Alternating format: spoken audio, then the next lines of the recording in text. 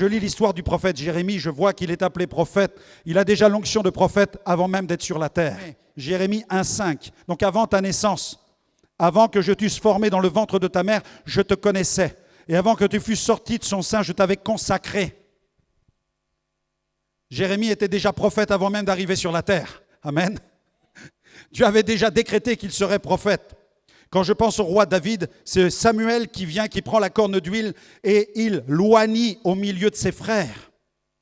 Quand je pense à Élisée, comment va-t-il vivre l'onction de prophète? Il va la vivre non pas en recevant de l'huile sur lui, mais en ramassant le manteau qu'Élie va laisser tomber. Il va ramasser le manteau. Et à partir de ce moment, il va invoquer le nom de l'Éternel devant le Jourdain, il va frapper les eaux. Et il va voir qu'il a la puissance prophétique pour accomplir des miracles. Alléluia.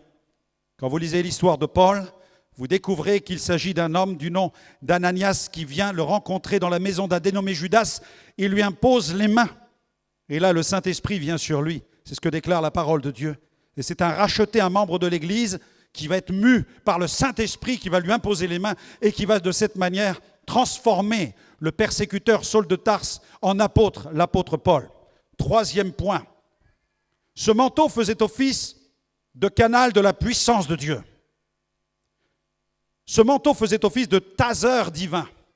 Quand je regarde à Moïse, Moïse avait un bâton dont la base touchait la terre et dont le haut pointait vers le ciel. C'était un sceptre.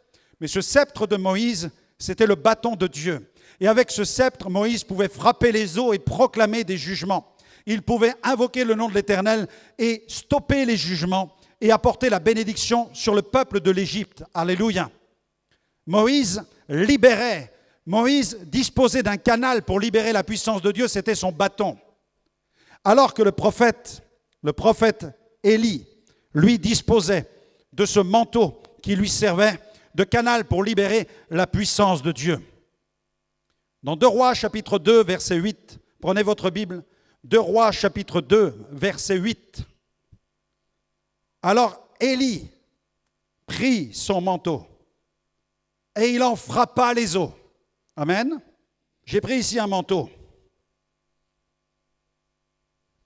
Il disposait de son manteau. Et dans ce manteau, il y avait l'autorité et la puissance de Dieu. Et lorsqu'il se trouve près du Jourdain, que dit l'Écriture?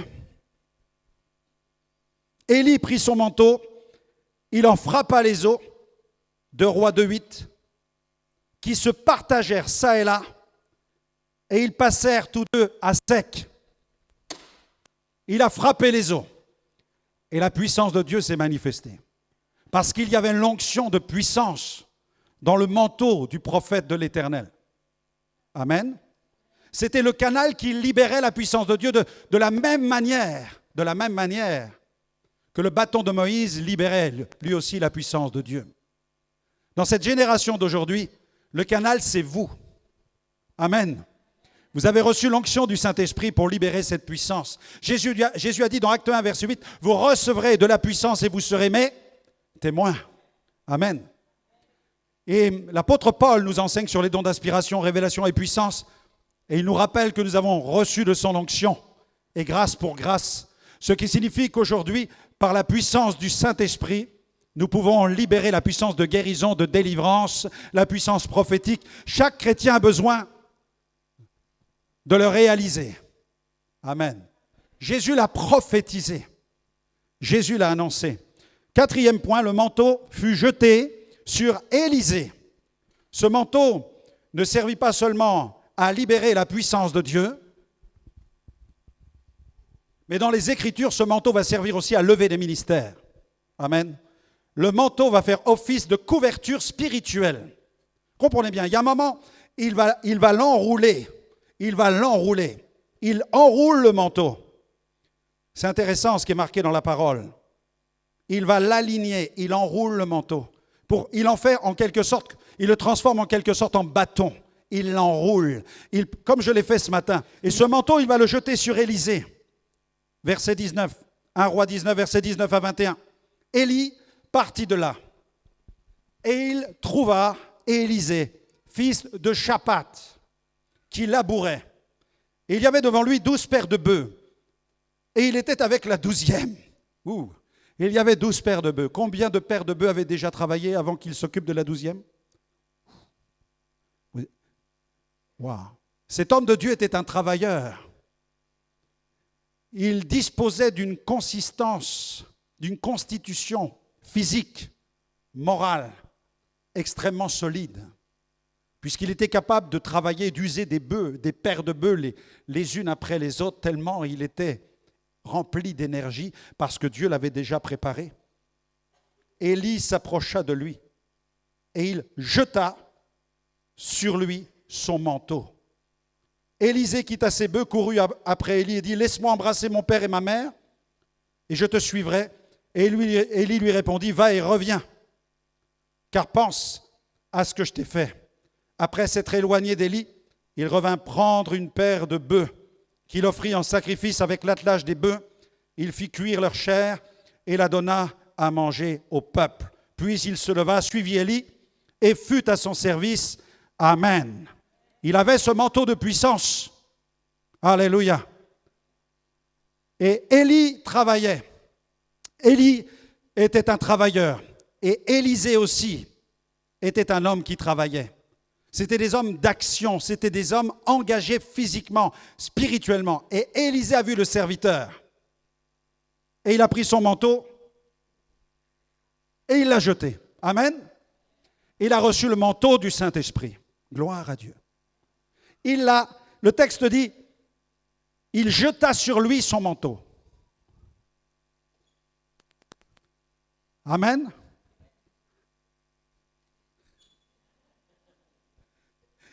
C'est aussi pour toi l'onction du Saint-Esprit. Amen. Il faut le ramasser. Il faut le prendre. Il jeta sur lui. Et la Bible nous dit qu'il va le ramasser. Il va le ramasser. Nous continuons. Alléluia. Il jeta sur lui son manteau. Qui était Élisée? C'était un serviteur, il avait un cœur de serviteur. Que dit la parole? 2 Rois 3.11. 2 Rois 3.11. Quand vous fouillez le livre des rois, vous trouvez un morceau de texte où quelqu'un va faire allusion. Josaphat dit, 2 Rois 3.11, n'y a-t-il ici aucun prophète de l'Éternel par qui nous puissions consulter l'Éternel? L'un des serviteurs du roi d'Israël répondit, il y a ici Élisée, fils de Shaphat, qui versait de l'eau sur les mains d'Élie. Vous avez vu le cœur du serviteur d'Élisée. Je vous le disais tout à l'heure, si tu veux grandir dans l'expansion, tu ne dois pas te placer sur les ailes des ministères, tu dois te placer sous leur aile, sous leur autorité, car c'est là, dans cette intimité, que tu vas pouvoir évoluer, grandir et libérer la puissance de Dieu. 5e point, Élisée demanda une double dose de l'onction. Élisée demanda une double dose. Lorsqu'ils eurent passé, Élie dit à Élisée, « Demande ce que tu veux que je fasse pour toi, avant que je sois enlevé d'avec toi. » Élisée répondit, « Qu'il y ait sur moi, je te prie, une double portion de ton esprit, ou pour faire plus simple, une double onction. » Élie dit, « Tu demandes une chose difficile, mais si tu me vois, pendant que je serai enlevé d'avec toi, si tes yeux sont fixés sur moi pendant que je serai enlevé d'avec toi, si ton regard ne me quitte pas, cela t'arrivera ainsi, sinon cela ne t'arrivera pas. Il faut savoir que dans les Écritures, la double portion correspond à l'héritage du fils aîné au sein d'une famille israélite. Et Élisée, qui avait vécu sous la couverture, puisqu'il a reçu le manteau d'Élie, il l'a reçu sur lui, il jeta le manteau sur lui, il a reçu cette couverture spirituelle, il a vécu sous cette couverture, sous ce mentorat spirituel. Il a demandé l'héritage spirituel qui lui revenait. Élisée ne faisait pas partie de l'école des prophètes. Vous lirez dans cette histoire qu'il y a des écoles de prophètes. Des écoles où on apprend à prophétiser, des écoles où on adore Dieu, des écoles où on essaie d'entendre la voix de Dieu, où on cherche Dieu. Il y avait des écoles de prophètes en Israël, mais Élisée, lui, ne se tient pas dans l'école des prophètes, il se tient à côté du prophète, ce qui est totalement différent. Il vit dans l'onction du prophète, il vit dans la présence du prophète, il reçoit de la part du prophète. C'est là qu'il reçoit la présence de Dieu. On peut faire une école, on peut suivre des cours de théologie et apprendre beaucoup de choses sur l'histoire charismatique de l'Église, sur les dons spirituels. On peut connaître sur le bout des doigts toute la théologie sur les dons spirituels, sur les ministères. Mais rien ne peut changer une vie qui se développe au contact de ministères qui ont l'onction du Saint-Esprit, parce que ce qu'ils ont, ils vous le transmettront. C'est pourquoi vous avez besoin de l'Église de Jésus. C'est pourquoi vous avez besoin d'une Église où les ministères sont vraiment appelés de Dieu, où les ministères ont été établis par Dieu et fonctionnent selon l'inspiration et la conduite de Dieu. Aujourd'hui, vous pouvez taper sur Internet et obtenir en quelques mois, en suivant une formation, un diplôme de théologie. En quelques années, un diplôme de théologie de pasteur. Vous pouvez être athée et incrédule, suivre le programme et ressortir avec un diplôme de théologie de pasteur alors que vous ne connaissez pas Dieu. Dieu soit béni pour la théologie. Dieu soit béni pour les cours bibliques. Nous donnons des cours bibliques dans cette église. Mais nous croyons que nous avons besoin avant tout de la présence du Saint-Esprit et d'une bonne connaissance théologique. Amen. Gloire à son nom. Alléluia. Tu demandes quelque chose de difficile. En hébreu, le terme, c'est kasha. Tu demandes quelque chose de difficile, de pénible, de difficile, de douloureux, quelque chose de cruel. Élisée se considère, en posant cette question, en réclamant la double onction, Élisée est en train d'affirmer qu'il est l'aîné de tous les prophètes. Il est comme un fils aîné au milieu de toute la confrérie des prophètes en Israël. Il dit, moi, je vis à côté de toi, moi, je lave tes mains. Je m'occupe de tes mains, je te lave les mains, prophète Élie. Je m'occupe de toi. Je veux donc la double portion parce que je suis l'aîné de tous les prophètes en Israël. Si tu me vois, tu l'auras. Et comme il l'a fixé jusqu'au bout, il a reçu. Parce que le prophète Élie a laissé tomber le manteau au dernier moment de son existence terrestre. Amen. Point numéro 5. Le manteau ramassé. 2 Rois maintenant, deuxième livre des Rois, prenez votre Bible, deuxième livre des Rois, chapitre 2, versets 9 à 14. 2 Rois 2, versets 9 à 14. Lorsqu'ils eurent passé, Élie dit à Élisée, demande ce que tu veux que je fasse pour toi avant que je sois enlevé d'avec toi. Élisée répondit, qu'il y ait sur moi, je te prie, une double portion de ton esprit. Élie dit, tu me demandes une chose difficile, mais si tu me vois pendant que je serai enlevé d'avec toi, cela t'arrivera, sinon cela ne t'arrivera pas. Comme il continuait à marcher en parlant, voici un char de feu et des chevaux de feu les séparèrent l'un de l'autre. Élie monta au ciel dans un tourbillon. Élisée regardait et criait, mon père, char d'Israël et sa cavalerie. Et il ne le vit plus. Saisissant alors ses vêtements, il les déchira en morceaux.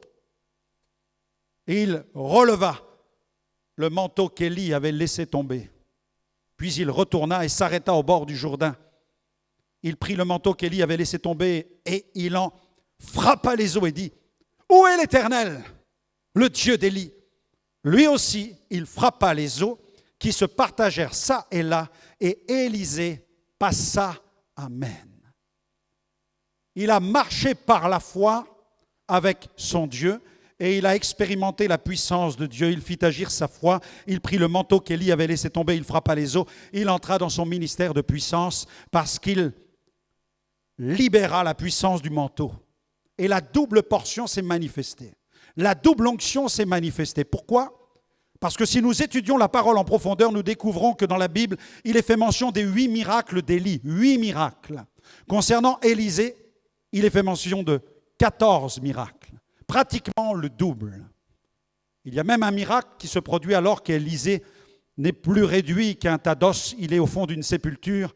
Et alors que les Moabites attaquent Israël, un homme est en train d'être enterré et on va lâcher cet homme dans la sépulture d'Élisée, on va lâcher le cadavre dans la sépulture d'Élisée. Il va aller toucher les os du prophète qui était mort déjà depuis longtemps et en touchant les os, la puissance de Dieu va toucher cet homme qui était mort, il va revenir à la vie. Amen. L'onction de Dieu demeurait encore sur les os du prophète Élisée. 6e point, Jésus fut revêtu de l'onction. Dans Luc 3, 21-22, tout le peuple se faisant baptiser, Jésus fut aussi baptisé. Et pendant qu'il priait, le ciel s'ouvrit et le Saint-Esprit descendit sur lui sous une forme corporelle comme une colombe. Ça n'est pas une colombe. Vous avez vu des fois des tableaux dans des musées avec des colombes qui descendent sur Jésus. Il ne s'agit pas d'une colombe, c'est quelque chose qui a ressemblé à. C'est comme une colombe. Et une voix fit entendre du ciel ces paroles, « Tu es mon fils bien-aimé, en toi j'ai mis toute mon affection. Il y a en Jésus le murmure doux et léger du Père. Amen. Et dans Actes 10, 38, l'apôtre Pierre se trouve chez Corneille et là, il va faire une déclaration fracassante. Il va dire devant toute la famille rassemblée, car vous savez comment Dieu a rempli du Saint-Esprit et de force Jésus de Nazareth qui allait de lieu en lieu faisant du bien et délivrant tous ceux qui étaient sous l'empire du diable, car Dieu était avec lui. Il fut oint, c'est-à-dire couronné d'autorité et de puissance. Il fut oint du Saint-Esprit et de force. Et nous voyons dans les Écritures que Jésus était revêtu de l'onction pour plusieurs raisons. Dans Luc 4.1, la Bible dit que Jésus était rempli du Saint-Esprit. Dans Luc 4.2, il fut conduit par l'Esprit au désert où il fut confronté à la puissance de Satan pendant 40 jours et 40 nuits. Il va triompher de la tentation satanique. Dans Luc 4.14, la Bible dit que Jésus ressort de cette confrontation avec Satan revêtu de la puissance du Saint-Esprit. Jésus est revêtu cette fois-ci. Il est rempli, il est conduit, il affronte Satan, il triomphe de l'ennemi. Mais cette bataille spirituelle contre Satan va le rendre plus fort. Puisqu'il ressort de ce conflit, de ce duel, de cette confrontation, il ressort revêtu. Si tu veux développer ton revêtement spirituel, tu dois être rempli du Saint-Esprit, mais aussi conduit par le Saint-Esprit dans les œuvres que tu as préparées d'avance. Amen. Tu peux dire un amen à cela? Et si tu réponds à l'appel de Dieu et que tu accomplis ces œuvres, à chaque fois que tu accomplis une œuvre pour Jésus, tu es encore plus fort qu'auparavant.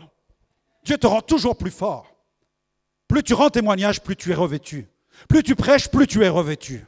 Plus tu agis pour Dieu, plus tu es revêtu. N'attends pas d'être revêtu pour agir. Agis avec l'onction que Dieu te donne déjà. Amen. Agis, libère déjà l'onction. Tu brandis le sceptre comme Moïse. Tu brandis le manteau comme Élie. Tu libères l'onction qui est en toi. Et à mesure que tu libères l'onction, Dieu ajoute du revêtement et de la puissance sur ta vie, sur ton service et sur ton ministère. Amen, amen, amen. Gloire à Dieu. Tu es oint pour. Et dans Luc 4, 18 à 21, regardez dans votre Bible, Jésus se trouve dans une synagogue et là, l'histoire va rencontrer la réalité. Puisque Jésus prend la parole, on lui remet, selon la providence divine, on vient lui remettre les rouleaux du livre du prophète Ésaïe et dans nos Bibles, c'est le chapitre 61e. Et Jésus commence à déclamer ce qu'il est en train de lire. Et la parole prophétique d'Ésaïe 61 correspond littéralement à la personne de Jésus le Messie. La prophétie rencontre son accomplissement. Alléluia. Dieu soit béni. Et Jésus est en train de lire « L'Esprit du Seigneur est sur moi parce que le Seigneur l'Éternel m'a oint pour annoncer une bonne nouvelle aux pauvres. » Tu es oint pour annoncer la bonne nouvelle aux pauvres. Il m'a envoyé pour guérir ceux qui ont le cœur brisé, pour proclamer aux captifs la délivrance et aux aveugles le recouvrement de la vue, pour renvoyer libres les opprimés, pour publier une année de grâce du Seigneur. Et regardez ce qui se passe. Ensuite, il roula le livre, le remit au serviteur et s'assit. Tous ceux qui se trouvaient dans la synagogue avaient les regards fixés sur lui. Alors il commença à leur dire: aujourd'hui, cette parole de l'Écriture que vous venez d'entendre est accomplie. Amen. Est-ce qu'on peut offrir au Seigneur une acclamation? Jésus a accompli la parole prophétique d'Ésaïe. L'onction est sur moi pour. L'Esprit est sur toi pour. L'Esprit n'est pas sur toi seulement pour parler en langue. L'Esprit n'est pas sur toi seulement pour chanter. L'Esprit n'est pas sur toi seulement pour offrir de l'argent à l'œuvre de Dieu. L'Esprit est sur toi aussi pour annoncer la bonne nouvelle aux pauvres. Et commence à l'annoncer, cette bonne nouvelle, tu vas voir la gloire de Dieu se manifester au travers du toi, parce que des pauvres, entre guillemets, des personnes simples de cœur, vont venir écouter la parole de Dieu. Il est question de la simplicité du cœur de l'homme qui veut bien recevoir le message de l'Évangile. Amen. C'est celui qui dit: moi j'ai besoin d'un médecin pour mon âme. Jésus a dit: je suis venu pour ceux qui reconnaissent leur état intérieur de souffrance. Je ne suis pas venu pour ceux qui ont la prétention de dire qu'ils sont bien portants. Il ne vient pas pour ceux qui ont la prétention de dire qu'ils sont justes, il vient pour ceux qui reconnaissent au fond de leur cœur l'injustice qui les habite. Et il vient de cette manière pour pardonner leurs péchés, leurs injustices. C'est pourquoi Jésus est venu sur la terre pour annoncer une bonne nouvelle aux pauvres. Il m'a envoyé pour guérir ceux qui ont le cœur brisé et pour proclamer aux captifs la délivrance, aux aveugles le recouvrement de la vue, pour renvoyer libres les opprimés. Et tu as reçu cette onction pour être un témoin dans cette génération. Tu as reçu le Saint-Esprit pour cela. Et le Saint-Esprit désire amplifier cette onction sur ta vie pour que tu puisses être un instrument de la manifestation de sa gloire dans cette génération. Je terminerai par ce 7e point. Le tournant de ta vie maintenant est arrivé. Dis-le à ton voisin, c'est le tournant de ta vie. Dis-le à ton voisin, c'est le tournant de ta vie. Amen, c'est le tournant de ta destinée. C'est le tournant, c'est maintenant. C'est maintenant que ça va se faire, c'est maintenant que ça va se produire. Alléluia. Tu dois changer de camp ce matin, tu dois intégrer celui de l'Esprit Saint. Tu dois rejoindre le camp de Jésus. Tu dois regarder à la croix du Calvaire où Jésus a donné sa vie sur la croix pour tes péchés. Tu dois regarder à ce bois maudit sur lequel Jésus a été crucifié. Tu dois regarder au tombeau dans lequel Jésus a été placé. Et ce tombeau aujourd'hui, il est vide parce que Jésus est ressuscité. Jésus est ressuscité parce qu'il est le prince de la vie et parce que la mort n'avait pas de pouvoir sur lui. Tout simplement, la mort ne peut rien sur Jésus parce qu'il est la vie par excellence. Alléluia.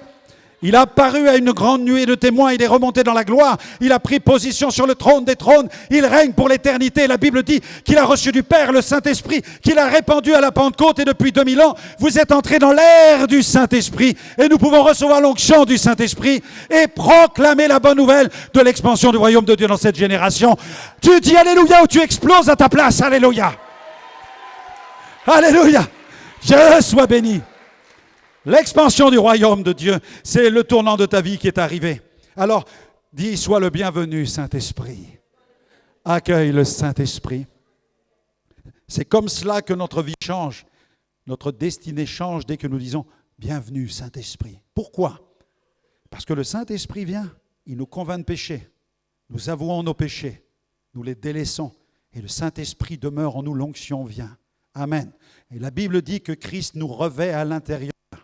Que dit l'Écriture dans Galates 3, 27 ? Vous tous qui avez été baptisés dans le Christ, au nom du Père, du Fils et du Saint-Esprit, vous tous dont la vie est sincère, dont le témoignage est vrai, qui vous êtes fait baptiser en Jésus-Christ, le texte dit, vous avez revêtu Christ à l'intérieur.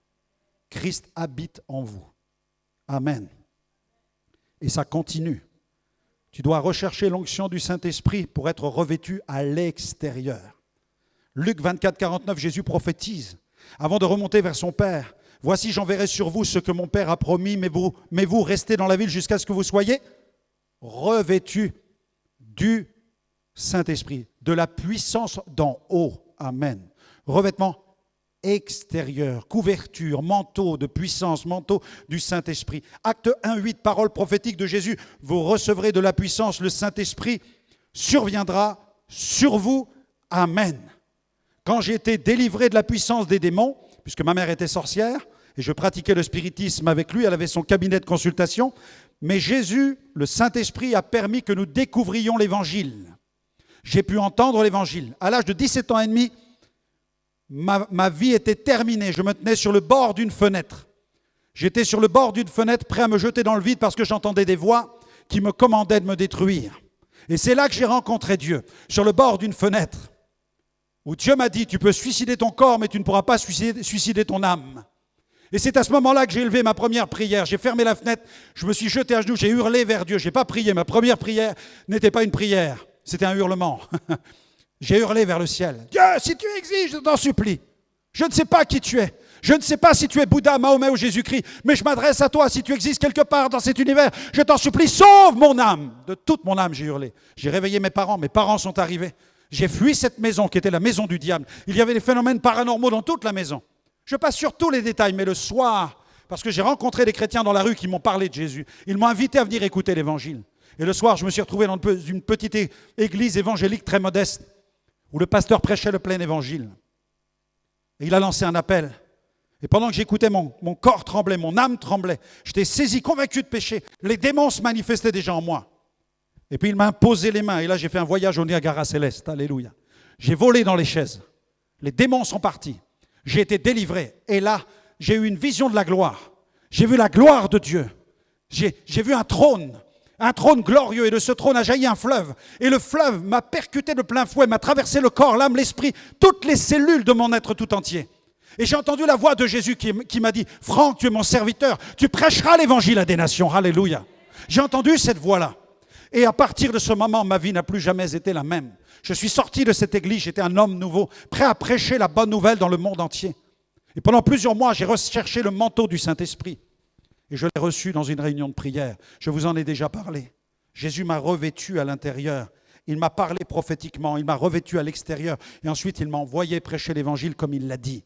Le Saint-Esprit nous libère cette puissance pour que nous puissions vivre une vie chrétienne apostolique, charismatique, une vie chrétienne dédiée à l'expansion du royaume de Dieu, mais non pas une vie chrétienne qui consiste à visiter 3 fois par an un temple et à regarder des statues, des images de saints et à voir les années passées et attendre la mort sans espérance. Dieu a bien plus que cela pour vous. Dieu a bien plus que des cérémonies pour vous. Il désire vous habiter, il désire vous remplir à l'intérieur, vous revêtir à l'extérieur pour que sa bonne nouvelle soit prêchée, que des familles soient transformées, que des enfants connaissent Jésus, que des ados connaissent Jésus, que des couples soient réconciliés, que des hommes et des femmes se lèvent pour prêcher l'évangile dans ce monde. Alléluia. Dieu soit loué. Catherine Kuhlman raconte ce témoignage, interrogée, cette femme qui exerçait un ministère de puissance incroyable. Elle raconte comment elle a été interrogée un jour sur la nature de son ministère, sur son appel. Quelqu'un lui a dit, mais pourquoi vous? Pourquoi vous? Et elle a répondu, le Seigneur un jour m'a répondu à cette question, je lui ai dit, mais pourquoi moi? Et le Seigneur m'a répondu, il m'a dit, je t'ai appelé toi, parce que j'en avais appelé d'autres avant toi. Mais ils n'ont pas voulu répondre à cet appel, parce qu'ils avaient peur de souffrir. Il nous faut porter la croix, si nous voulons vivre l'onction du Saint-Esprit. Élie a craint pour sa vie, parce qu'il était menacé. Celui qui s'expose pour le royaume de Dieu s'expose aussi à la puissance satanique. Parce que Satan ne veut pas que le royaume de Dieu puisse s'expandre. Amen. Il ne veut pas l'expansion du royaume de Dieu. Satan ne veut pas cela. Donc, tu le réveilles quand tu te réveilles. Tu le réveilles quand tu te réveilles. Et lui s'oppose à toi. Mais Dieu te donne une autorité. Jésus a dit, vous avez reçu l'autorité sur toute la puissance des démons. Rien ne pourra vous nuire. Amen. Tu as reçu cette autorité par la puissance du Saint-Esprit. Alors est-ce que tu vas recevoir ce manteau ce matin? Quels sont ceux qui veulent être revêtus à l'intérieur et dire, Jésus, viens habiter en moi? Il y en a qui sont venus, qui ont assisté pour la première fois à un baptême d'eau comme celui-là. Et le Seigneur te dit maintenant, je veux venir habiter en toi, je voudrais t'habiller à l'intérieur, je veux te revêtir à l'intérieur, je veux que Christ soit revêtu en toi à l'intérieur. Et je vais te revêtir à l'extérieur pour te donner ma puissance. Et tu vas devenir un chrétien fort. Dieu ordonne dans sa parole que tu sois fort. Qui ce matin veut recevoir cette force intérieure et cette force extérieure? Lève ta main à ta place si tu veux cela. Quels sont ceux qui veulent une vie transformée par la puissance du Saint-Esprit? Tu n'es pas par hasard dans cette église ce matin et Dieu veut le faire dans ta vie. Et il va te visiter de façon glorieuse. Et très bientôt, nous allons même te baptiser dans cet endroit, ici même. Parce que tu seras capable, ayant été revêtu à l'intérieur, tu seras capable de parler publiquement et avec le revêtement extérieur de déclarer pourquoi tu t'engages pour Jésus-Christ. On se lève ensemble dans la présence.